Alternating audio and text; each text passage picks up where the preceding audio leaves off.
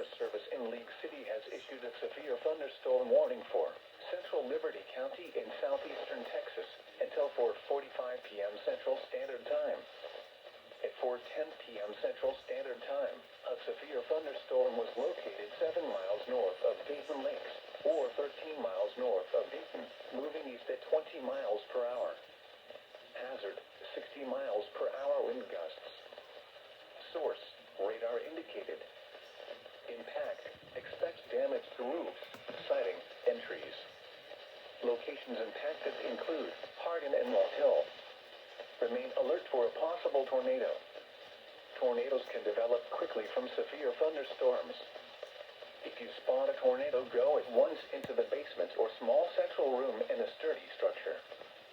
For your protection, move to an interior room on the lowest floor of a building.